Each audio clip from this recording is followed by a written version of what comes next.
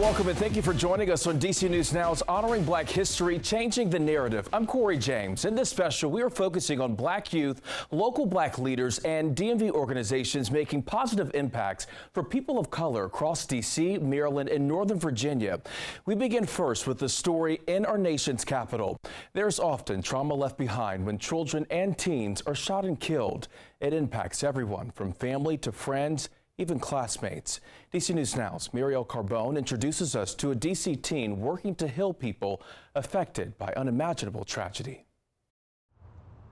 Inside the gallery space of Duke Ellington School of the Arts, these words come to life. As I leaf through the pages of my memories, I can't help but wonder where time has slipped away. The passage, not from her diary, but rather the artwork of 17-year-old senior Kanaya Glover.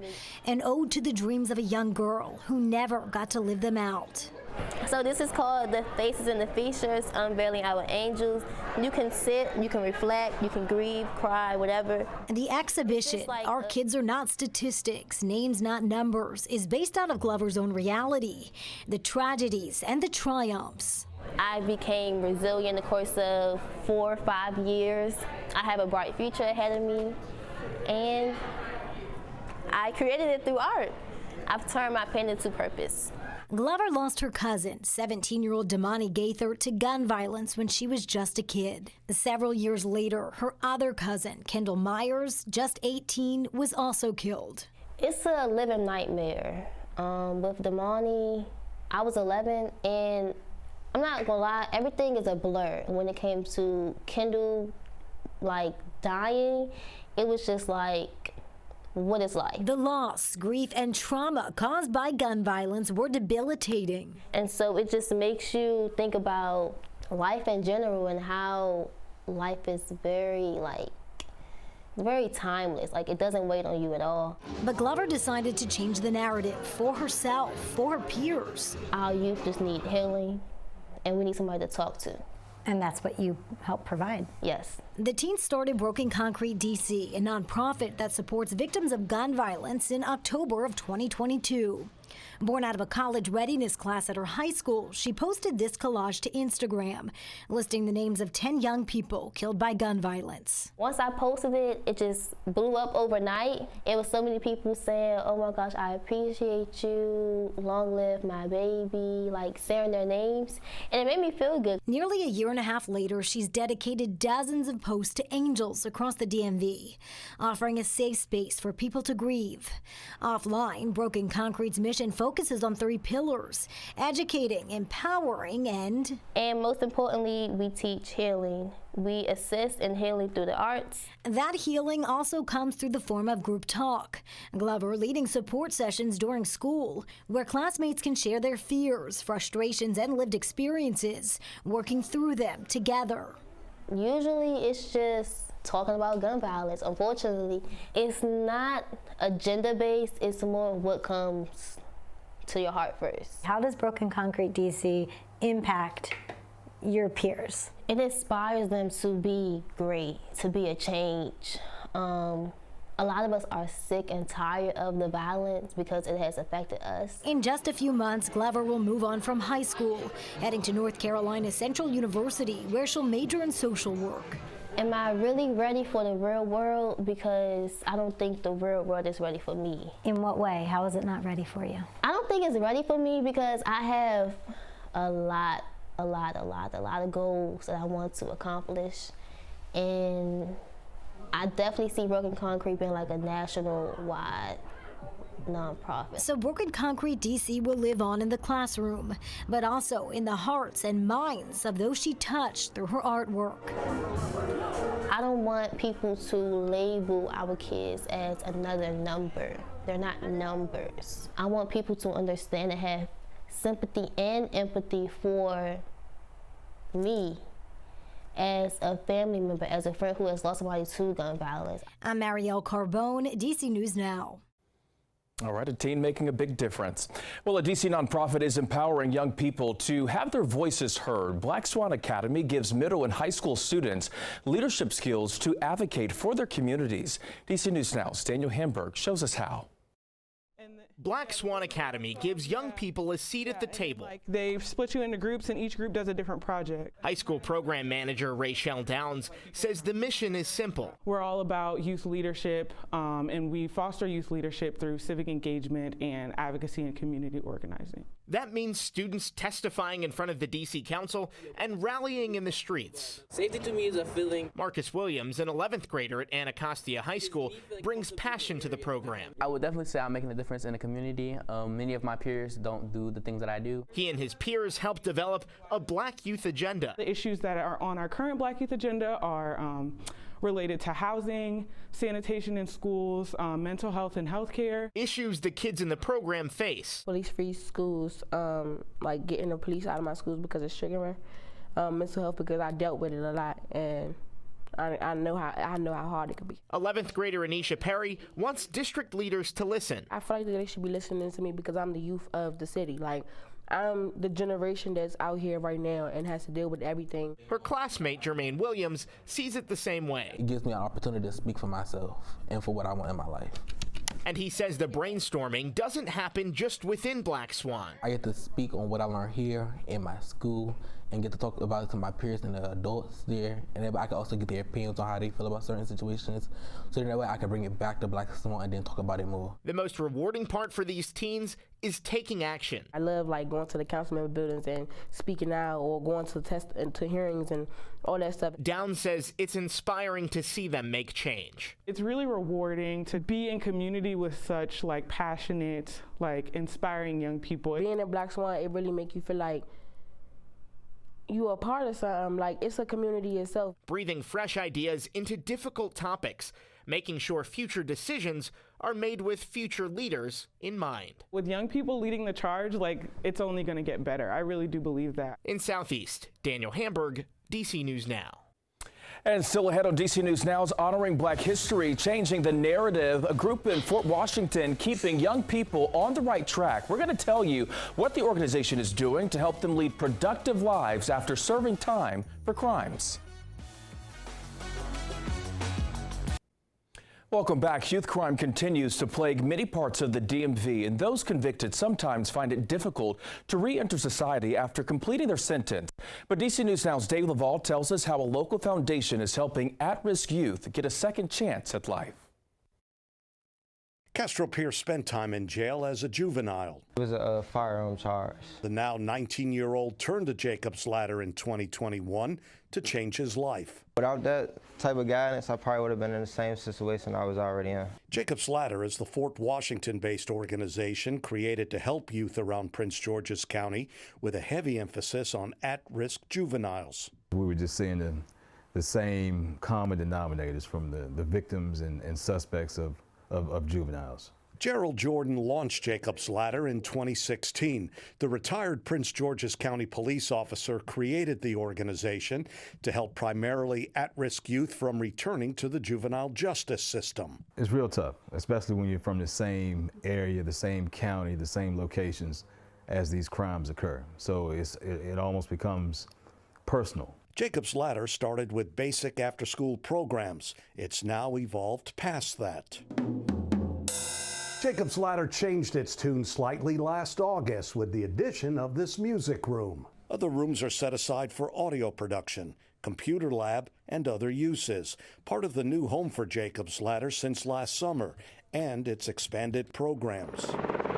The Army flies the Apache helicopter. Jacob's Ladder put juveniles in control of it in a simulator at Fort Liberty, North Carolina. It's challenging. Captain Matthew Manning runs the Junior Flight Training Academy at Jacob's Ladder. The D.C. native is currently assigned to the Pentagon and got the aviation program off the ground last summer. You come from this type of area and you see the lack of representation in the current job that I have. What Mr. Jordan is doing, the opportunities that he's providing to the youth and to the community is second to none. That's ultimately what we hope to do, is to give them an avenue to becoming a pilot. Jacob's Ladder operates on an annual budget of around $500,000. A large portion of the funding comes from the county, while private donations make up the rest. The investment, says Jordan, is priceless. Seeing the youth that come to our programs, succeed. Jacob's Ladder has already worked with at least 1,000 people and wants to help more at-risk youth reach their full potential. In Fort Washington, Dave Laval, DC News Now. Now we introduce you to an Alexandria man using artwork to help impoverished communities across the world. DC News Now's Liberty Zabala tells us how he finds the most beautiful art in the most unlikely places. Gabriel Williams' home in Alexandria is basically an art gallery, an ode to his travels all over the world. I've been an artist my entire life. Through my travels, I noticed that I had a responsibility because I was able to see people who lived in poverty and abject conditions much different than what we're experiencing here in America. His home also serves as storage for supplies for his nonprofit dedicated to helping impoverished communities far, far away. As a refugee, actually, that's something that actually facing us. With a lot of frustration and some are a lot of stress. Gabriel's first project was in Kenya, where he delivered art supplies and held art workshops for refugees fleeing war. These are people who literally had to run through the bush to escape gunfire. People who've lost their mother and father in front of their eyes, but still are standing up on their own 2 feet. The artwork he would later sell to raise funds for the refugees. I feel like the best art sometimes comes out of dark places. His next project was in Thailand, where he used art to help exploited and abused children heal. Our aim and our goal of that exercise was allow kids to be kids and allow them to also have a means to express themselves, express how they feel, and put a mask where they can smile and be happy, because a lot of them are carrying the weight of their trauma. Another project led him to Tanzania, where he met villagers without access to clean water. There were no water to drink. Even the children getting malnutrition because there were no water for them to drink or for cooking. The problem was that in order for them to get water, the women would have to walk at least 10 miles going and 10 miles coming back. So that's anywhere between 15 to 20 miles just for one trip of water. So Paint the Globe Foundation built a system to provide clean water to a village of 5,000. Our greetings to the Painting Global Foundation workers. The Friends of United States who donated for us to get this water.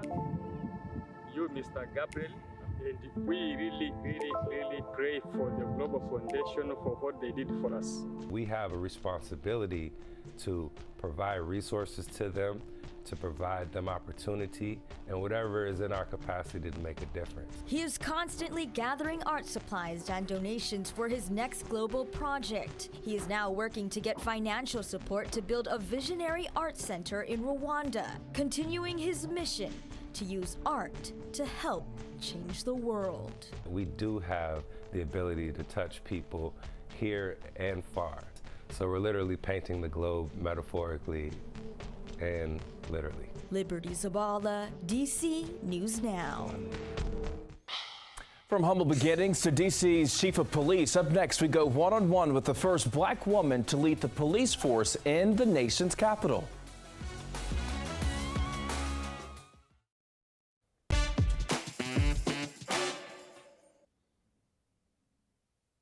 Welcome back to DC News Now's Honoring Black History, Changing the Narrative. I'm Corey James. DC Police Chief Pamela Smith made history last year when she became the first black woman to lead the department. However, Smith has been making history for years. Our political and government reporter Leonard N. Fleming sat down with her to learn more about her journey to be the top cop. I certainly didn't see the path of becoming the first African-American chief in the agency's 230-year history. Pamela Smith spoke about her appointment in 2021 as the United States Park Service's first African-American female police chief. A few big city police chief mentors were always encouraging her to dream. And it's not necessarily about the fact that I'm an African-American woman who's made it this far. A woman who grew up in Pine Bluff, Arkansas, with a single mother addicted to alcohol, wasn't done making history. 1 year after she retired from the Park Police and joined the Metropolitan Police Department as its chief equity officer, another opportunity arose. Then Chief Robert Conte was retiring. Smith applied. I didn't call anyone. Really? No, I prayed.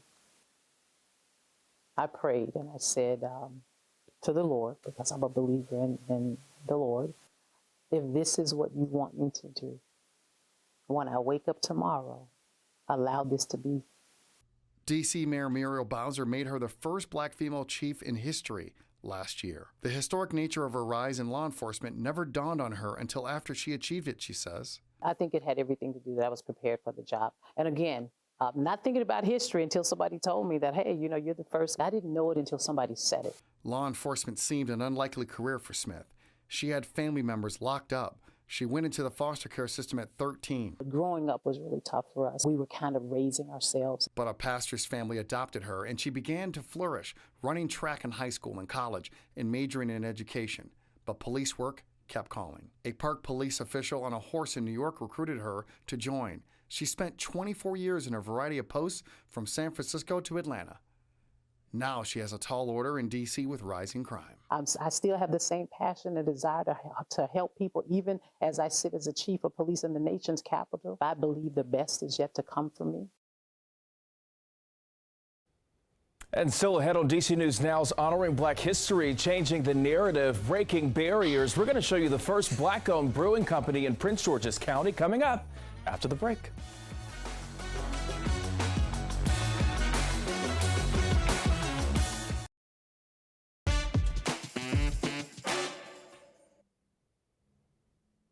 Welcome back. A Maryland brewery is making strides as the first black-owned brewing company in Prince George's County.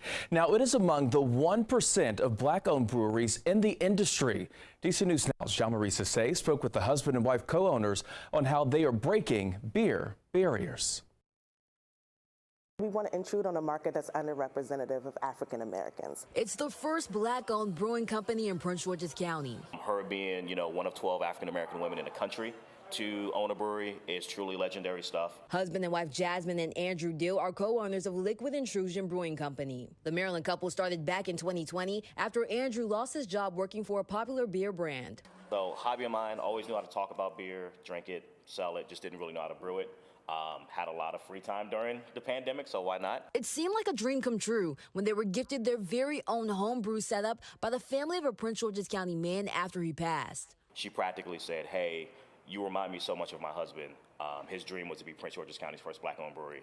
Take all of his equipment for free. I know that you will take care of it. It will be a blessing in disguise, so almost like a divine type thing.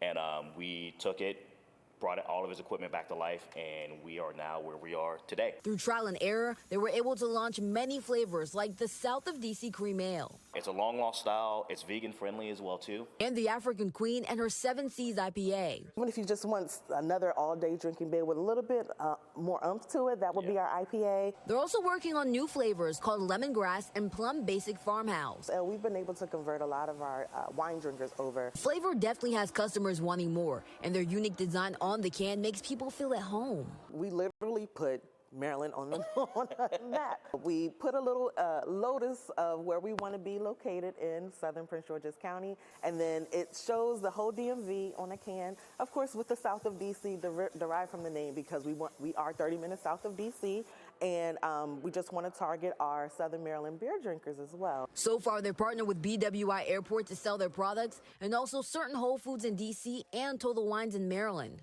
And they didn't stop there. They also work with several black-owned bars across the DMV. We get to choose which account that we feel is the best fit for us, that will represent us in a positive light, and make sure that they're not doing anything to deter and or tear down our community. Jasmine and Andrew say they're hoping to open up their very own location in the southern part of Prince George's County soon, which would make them the first black-owned brick and mortar in that area. We wanted to make sure that our community, our county, our towns are connected, and we could be a beacon of light that people can come to kind of voice their opinions. And one of their goals, to put an end to stereotypes. That black people do not drink beer. Just trying to make sure we can continue to educate our community and letting them know that there is quality liquid for them to drink. We're just trying to change that mode by one beer at a time to each and every one of our consumers. While also building on their passion and bringing people together. It doesn't matter who you are, where you're from, your orientation, your background. It's all about the liquid. And if we stay true to that, may the liquid always prevail. All right, that was our Yamaree Sase reporting. Now, a push to help black students feel seen and heard at Hagerstown High School several years ago is now taking on a life of its own. DC News Now's Skylar Salas has more on the club that's been passed on to the next generation of scholars who are hoping to continue the legacy of work. North Hagerstown High School is known for its diversity of students, but how much would it surprise you to know out of all the different cultures, there wasn't an organization made for black students until some students made it their mission to create one. Wanted to create BSU is because we were kind of the only black students in higher classes, whether it was AP or IB, and we felt like very singled out in our classes. Sheriff and a few of her classmates created the school's first black student union back in 2019. For them, the club would be a way for students to share similar experiences inside and outside of school. But in its early stages, it did have some pushback. We noticed that there was a lot of pushback from people who were not black, and it was kind of very hurtful because all we were doing was trying to create a space that was celebrating and uplifting black voices, especially in spaces where our voices weren't being heard, our concerns weren't being met, and we couldn't fully be ourselves. But through all the pushback for the establishment of the club, students were able to create the club. It just means that now the next generation of students have a place that they can be themselves and they can talk about the issues that they're facing and not feel like they have to make themselves smaller to fit in because they don't have anywhere to go or have anyone to talk to about the unique experiences that they are facing being students here. Now, years later, from the club's creation, the Black Student Union is still thriving with a new generation of leaders dedicated to carrying on the legacy of the founding members. I feel very honored to be passed down this role. Currently, the Black Student Union is carrying the legacy left by their founders while also making it their own. First meeting, they told me, this is what we want to do, Ms. McCoy. This is how we're going to do it. For me, the most attractive thing about BSU was the discussion that we held and how intellectual, but also insightful on how different people think. And so what I'm trying to do is trying to find a way to make the discussion a little bit more engaging, have it more interactive with the members and the opinions of the entire group. Where you come in, everybody's always asking, like, what's your name? You feel like it's a family, and that's something I wanted to ensure that we could have this year as well. According to regular members of the club, the way they have steered the club has had a positive effect on members. I feel like it's really opened my mind to wanting to learn new things about different cultures and different people's backgrounds. It's really just made me more open-minded. Growing up in elementary school when I moved here back in 2016, people would make fun of me about my certain features, how my nose is a little more bigger than the average nose, my lips are a little bigger, just little things that made me insecure about being black, and then I hated being black. But ever since I joined BSU, the more I was able to feel comfortable in my own skin. Reporting in Hagerstown, Maryland, Skylar Salas for DC News Now. Coming up, a Virginia teen develops a cancer-fighting soap. How the local student's invention could make a difference in treatment. You're watching DC News Now's Honoring Black History.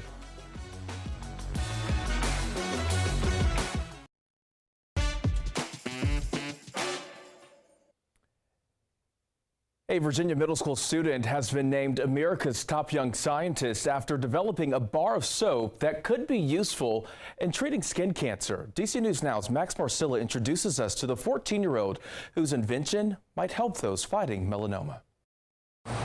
Inside Woodson High in Fairfax County is, if experts are correct, America's next top scientist studying his craft. Meet 14-year-old Haymond Bekele. Late last year, Bekele won $25,000 and the honor from 3M and Discovery Education. He took a thought he often had since living in Ethiopia as a kid and turned it into a potentially world-changing idea. I was there until I was 4 years old, and I saw so many people working really long hours under the hot sun.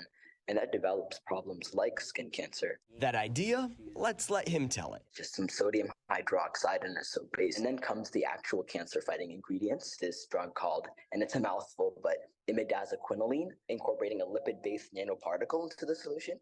And I know that, again, it sounds a little bit of a mouthful, but It's actually pretty simple when you think about it. Spoken less like a 14-year-old and more like a true scientist. Here's what that boils down to. The soap would include elements of other skin cancer treatments like creams or ointments, but is both way more accessible and affordable because it's soap. And that lipid-based nanoparticle, that helps make sure the treatment doesn't wash off when you rinse off in the shower. We see it day in and day out. Dermatologist Anju Pabby says it's a major problem, especially in underserved populations. The issue is that they're dying unnecessarily or having morbidity and mortality unnecessarily because they just don't have the same access to care that we're fortunate to have here. That's why Bekele decided a soap was the best option to fight a disease he saw too often growing up. To think that this will have a real-world impact, not just in Ethiopia, but all around the world, and that's what really stayed in my brain throughout the entire process. This Black History Month, Bekele is working to become one of the countless Black scientists who has changed the world. He first has to go through clinical trials and FDA certification,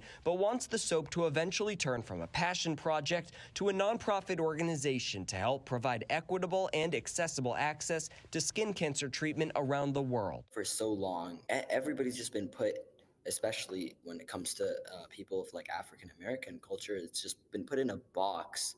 And it's really great to see that everything is that box is slowly being broken and everyone's being told that they can achieve their dreams. In Fairfax County, Max Marcella, DC News Now.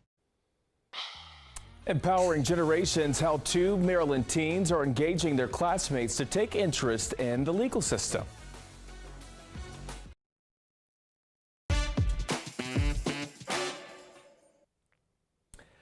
Welcome back. Despite not having law degrees, 2 Maryland high school students are using their love for law to inspire others. I had the chance to sit down with Omari Barnes and Nazir Scott.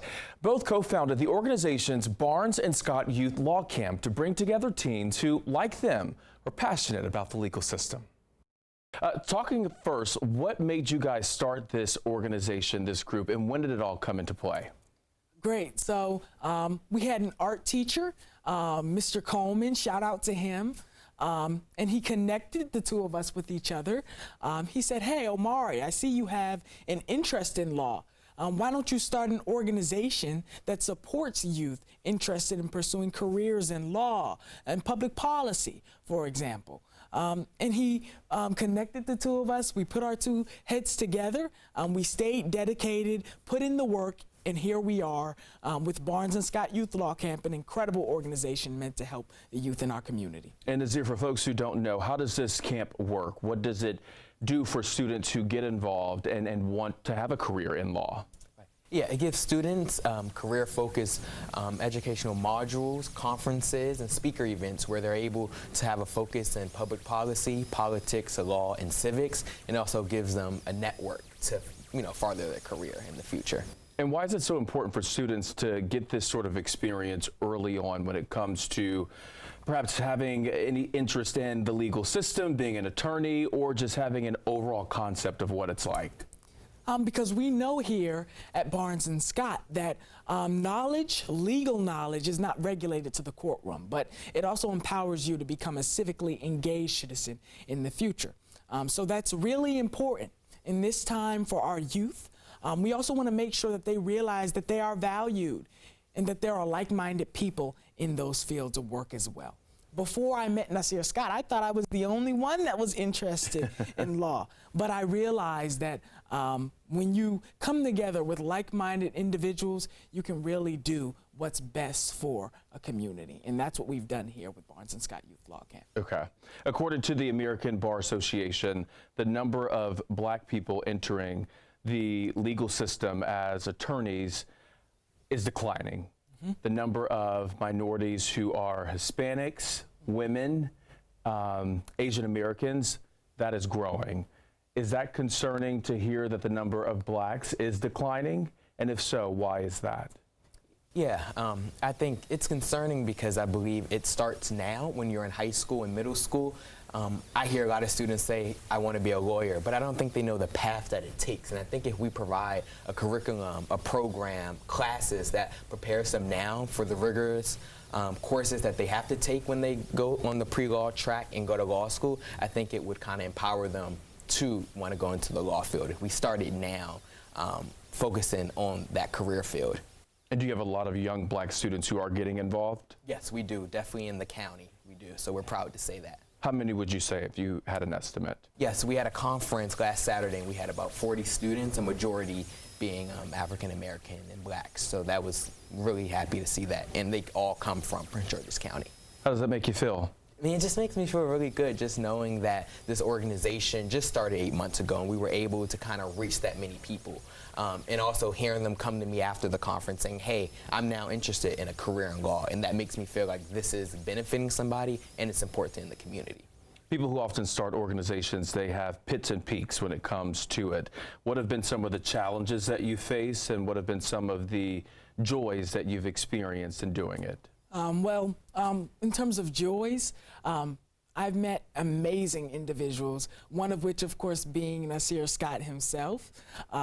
I've also had the opportunity to network with legislators and stakeholders in the community whom otherwise I would never have been able to network with because youth, they're important. They're our future. But people forget that they're also our present as well. Perfect. Nasir, we got about 30 seconds left. You're 18. What do you want to be when you get older? Yes, I want to be a prosecutor and then end my career off as a governor of Maryland. Okay, and Omari, what do you want to be when you get older? You're only 16. Yes, but I'm going for the big one. So let's say a legislator, and maybe one day president of the United States, maybe just one day. All right. Two smart, intelligent black men. I think you both can do it. Thank you both for being here. Thank you. And still ahead on DC News Now's Honoring Black History, Changing the Narrative. At HBCU and the DMV entering the figure skating world, why the university is planning to change the face of a sport that has very few people of color.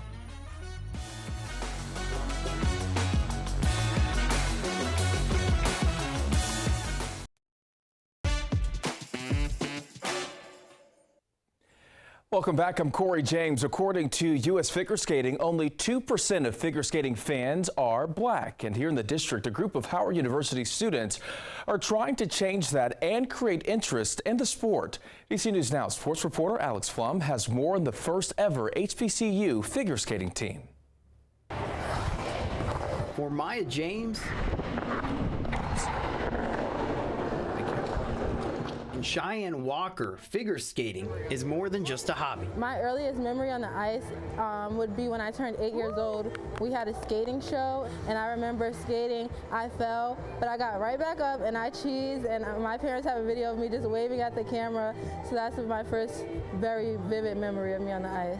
5 or 6 years old, my mom took me to an ice show at our local rink, and I saw people that looked like me skating, and I was like, I think I can do that. Both Walker and James are students at Howard University. When they first got on campus, there wasn't a figure skating team to join. Like my freshman, sophomore year, I started to do a little bit of research, kind of searching up like Howard and figure skating. Nothing really popped up. And I was saying how I really wish that we would have continued to do skating or figured out a way to do a club. Did see an article by U.S. Figure Skating, and I was reading it out, and I saw that Cheyenne's name popped up. So, and I don't usually check my DMs, but I just was scrolling through my DMs, and I was like, wait. And I was like, hey, I'm starting this club. Do you want to, get in on it? This girl is saying that she found me, and I messaged her immediately, and I was like, send me your number. I kind of just knew it was a sign, like a sign from God. Their connection led to the creation of Howard's club figure skating team, the first ever at an HBCU, holding their first practice this past October. The first moment on the ice, I actually teared up just a little bit because what it took to get there. Despite growing up skating, Walker and James both say it's rare to see black figure skaters at the highest levels of the sport. You can be the change that you want to see in this space and know that you're always going to have people, even if you don't hear it, there's people in the back applauding you and lifting you up, and that you have a support system here at Howard. I honestly want to see more HBCUs and, diverse institutions have collegiate skating clubs as well, but also just be that representation for, the little brown kids, I just say keep going. You belong here. With more than 30 skaters on the current team, the Bison duo and the students they've inspired to join hope the program will last many more years. It's amazing. Like, this is history, and we're the first black team to do anything like this. And initially, I had gone into college thinking, okay, I'm going to retire my skates. You know, there's no other figure skaters. Junior Gabrielle Francis is one of the skaters that's helped make the team become a reality, magnifying James and Walker's message. If you're thinking about being a figure skater and you don't typically look like the normal figure skater, you're not white, you're not petite, you know, here I am, a black plus-size figure skater, and I'm going out there and I want to make history. I want to encourage other people, and I want people to feel as though, you know what, I can do that too. I may not look like what the normal quote-unquote figure skater looks like, but I'm about to change the face of figure skating. We're just putting our foot in the door. So hopefully other people will say, oh, you know what, we should try this too. And then, you know, it won't be like as lonely. Reporting at the Herbert Wells Ice Rink in College Park, Maryland, Alex Vaughn, DC News Now. A program in Prince William County is helping young men of color realize their full potential. DC News Now's Haley Mylon spoke with the organizer, who is using his former career in computer science to steer young kings into leaders of the world. I would like to go into engineering because I would like to do something with my hands. I want to go into biochemistry or software engineering. I want to go into data analytics or something in statistics. My career goal is to get into cybersecurity as like a network engineer. Big dreams and bright futures. For the Young Men in the Future Kings program, the sky's the limit. If they could see a successful career person, that maybe they want to be a successful career person. When Eric King left his software engineering career, he knew he wanted to give young men of color the chance to build strong careers and great lives. The nonprofit gives boys in grades 6 through 12 the chance to get hands-on in fields such as science, technology, engineering, and math. Our program services boys who are labeled special needs during the school day, as well as boys who are labeled as talented and gifted in the program. And when you see them working on a project together, you can't tell who is special needs and who is advanced. Playing to students' strengths in a number of ways, bringing out the best in each of them. Programs include cybersecurity, game design, biomedical sciences, and engineering. Each one of them offering incredible opportunities to work in professional lab settings. We do many different things inside the lab, like pipetting, running gels, electrophoresis, PCR, just many things that if I wasn't in Future Kings, I wouldn't have been able to, I seriously wouldn't have even heard of the terms. Those experiences open up more doors. Joshua Tamaclo is an alum of the program, while his little brother George is still in high school. Joshua is now at the University of Pittsburgh, filled with gratitude for Future Kings. That exposure has allowed me to get a research opportunity at Pittsburgh with UPMC, so I'm very grateful to the Future Kings program. The program produces all kinds of students and professionals. We have students who have gone to Yale in neurosciences, and we have students who go to Norfolk State and Virginia State and Hampton as HBCUs. But then we also have guys who went into the workforce, and we have guys who go directly into the military.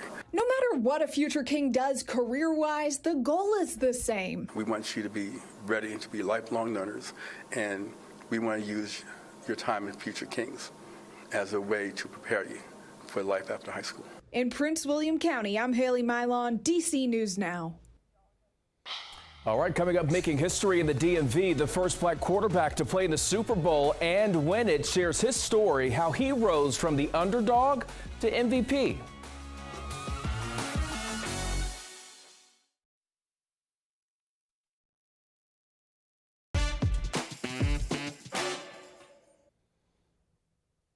Welcome back. We're highlighting a black quarterback who not only broke records in the Super Bowl more than 30 years ago, but also made history. DC News Now's Leonard and Fleming sat down with a local legend in Virginia. It was a game certainly that I remember watching on television. Williams came in as the big underdog, but he proved not only could he handle the quarterback role that had been elusive for many black men before him, but he thrived and made special history. So I understood what the impact was to black America. There's no doubt in my mind.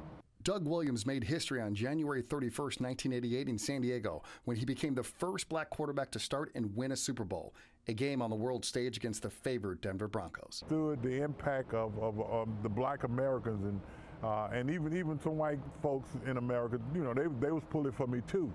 And it wasn't his first time making history. He was also the first black quarterback chosen in the first round of the NFL draft by the Tampa Bay Buccaneers in 1978. I never thought any other quarterback from a mental standpoint, from a physical standpoint, was better than me. And he proved it, taking the Bucs to the NFC Championship game in 1979. But a contract dispute caused him to sit out the 1983 season. And then in 1986, Washington, under legendary coach Joe Gibbs, who was Williams' offensive coordinator in Tampa, came calling. And in 1987, he was named the starter for the playoffs that led to the Super Bowl. He says the day before the big game, he felt tremendous pain. You know, I woke up with a toothache. He had to undergo a 4.5-hour root canal. He didn't want to miss his lucky bag of Hershey Kisses. Now, I stayed up most of the night, and I found a way. And in the second quarter of the game, Williams exploded. Boom, 1 touchdown. Boom, 2 touchdowns. Boom, 3 touchdowns. Williams was named Super Bowl MVP and the first black quarterback to hold that trophy. And to this day, people still vividly remember number 17's actions that day. It's kind of like to them, Barack Obama getting elected president, Jackie Robinson playing baseball. Williams says he mentors black quarterbacks and his phone is always open to them, and that includes Kansas City Chiefs star quarterback Patrick Mahomes, who is playing in Sunday's game. And black quarterbacks in the league are ones he roots for because, like him, they are often the underdog. Leonard N. Fleming, DC News Now. And our final story taking us across the world and back to the DMV. A woman sharing how a college invite for her husband moved them from Africa to Maryland. DC News Now's Stephen Cohen tells us how she took a passion from her native land to seed a garden in her new home. When Tanya Spandla arrived in Maryland from Zimbabwe, she took a liking to the farmland here in Montgomery County. Not only growing the very freshest organic produce to market, but to generously share with the food insecure. Does food pantry distribution every week to underserved communities in the DMV area, while also sharing her proud heritage with locals. During the pandemic, Spandla had anxiety about food insecurity in the community. She partnered with the Manna Food Bank, networking with more than 350 nonprofits and volunteers, committing more than 33,500 hours to combat hunger and food insecurity. The food bank distributes 12,000 pounds of food daily, serving more than 50,000 people each year. It reminds us of back home in Zimbabwe where we grew up.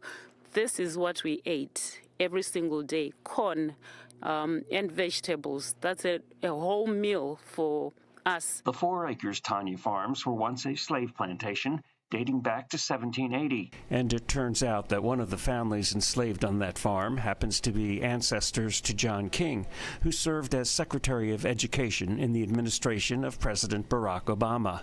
And landowner Amanda Moscow hopes Tanya's venture can be a model for neighbors. Land is being developed all over the place, so we need to remember the past and save it. Meanwhile, Tanya is promoting ownership of farmland here by those with her life experience. Try and gather mostly black farmers, immigrant farmers who have these challenges. Spandla is concerned that the average age of a Montgomery County farmer is 58, approaching retirement age, which is why she is passionate about recruiting new, young farmers, exposing them to gardening and agriculture at an early age.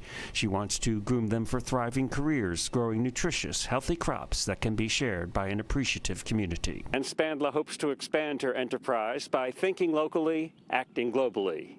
Reporting from Gaithersburg for Black History Month, Stephen Cohen, DC News Now.